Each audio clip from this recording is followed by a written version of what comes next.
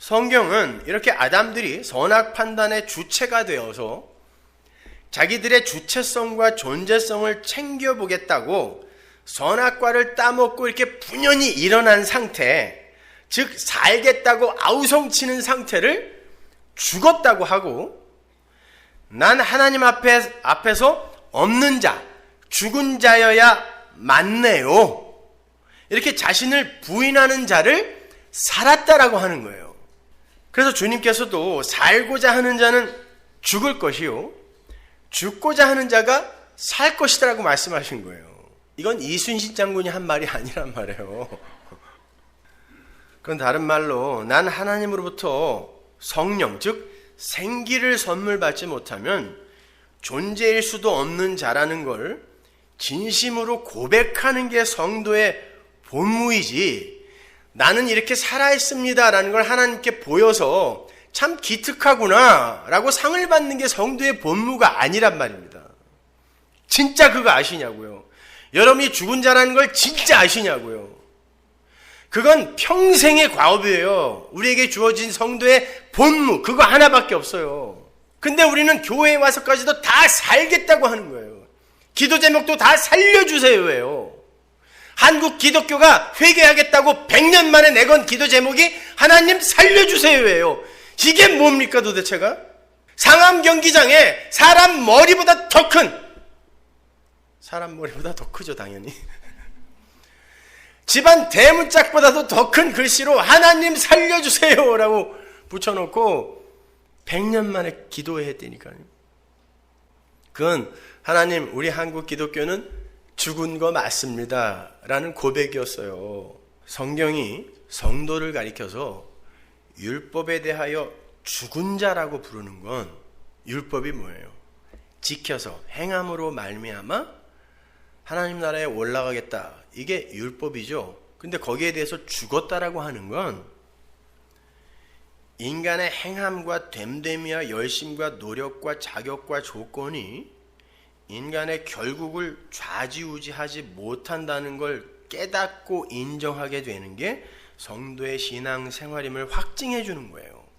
그래서 오늘 본문이 이 세상 아담 군상들의 실상을 낱낱이 폭로한 뒤에 이렇게 결론을 맺는 것입니다. 본문 19절 보세요.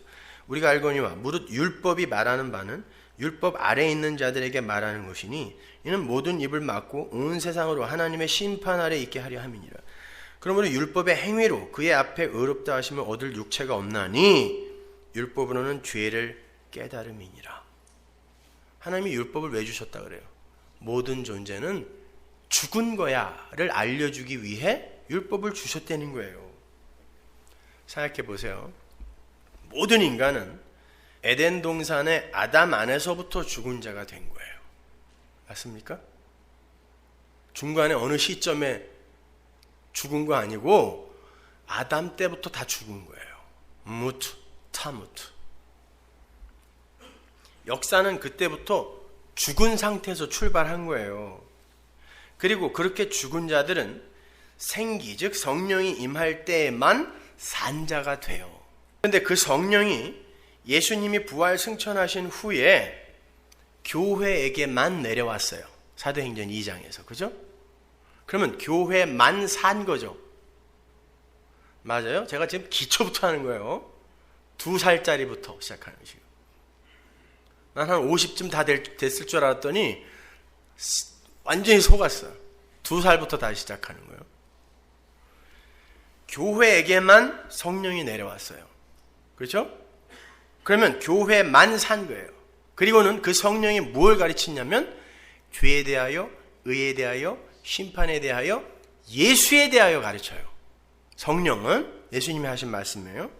그러면 생기, 성령을 다시 부여받고 산자가 된 이들에게서 나타나는 현상이 뭐겠어요? 죄가 무엇인지, 의가 무엇인지, 심판이 무엇인지, 예수가 누구인지를 알아먹는 자각이 일어나기 시작해요. 그때부터.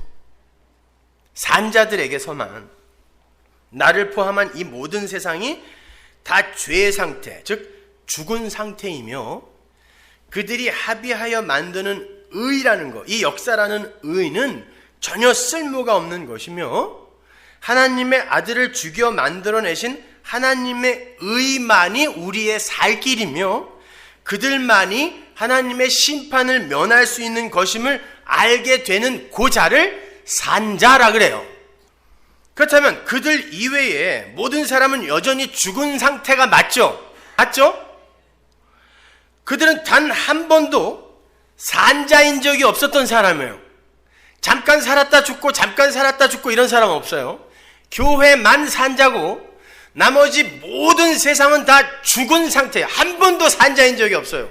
그런데 중요한 건 그들이 한 번도 산자인 적이 없는 그들이 도덕이나 윤리나 선행이나 구제 등의 일을 하더라는 겁니다. 오히려 성령에 의해 산자가 되었다는 하나님의 백성들보다 더 훌륭한 모습으로 인생을 그려내는 이들이 있더라는 거예요. 우리는 감히 상상할 수도 없는 그런 청빈한 삶, 가난한 삶, 섬기는 삶, 봉사의 삶, 구제의 삶을 살던 이들이 있었다는 것입니다. 역사 속에. 한 번도 산자인 적이 없는 그들 속에서 그 행위가 나왔다니까요. 하나님이 죽은 시체의 삶에서 나오는 그 어떤 옳아 보이는 행위라도 카운트하실 것 같으세요? 오늘날 교회는 근데 성령 받지 못하고 한 번도 산자인 적이 없는 일, 사람들도 행할 수 있는 그걸 성숙이라고 하고 기독교의 목적지라고 가르치는 거예요. 그리고 그게 되면 성화라고 가르쳐요. 기독교의 성화는 그런 거 아니에요. 오직 믿음 받은 사람만 할 수 있는 그거 하는 걸 성화라 그래요. 한 번도 산자인 적이 없는 이들도 할 수 있는 그걸 하나님은 요구하는 게 아니란 말입니다. 그건 인간이면 누구나 다 추구하게 되는 기본적인 거예요. 그거 하지 말라는 거 아니에요. 인간이면 누구나 다 하려고 하는 그런 거, 기독교인이면 더 민감하게 하려고 해야죠. 그거 하지 말자는 게 아니라 더 열심히 하세요. 제발 불교인들보다 더 착하게 사시고 더 많이 재산 좀 내놔서 구제, 섬김 좀 하세요. 그건 인간이면 다 하는 거예요. 그런데 그까짓 걸 성화라고 해서 성도가 예수 믿으면 이렇게 변해야 된다라고 하는데 그건 다 예수 안 믿는 사람들이 더 잘하는 것들이에요. 죽은 자들도 할 수 있는 거. 이걸 오늘날 기독교가 착각하고 있는 거예요. 오해하고 있는 거란 말입니다.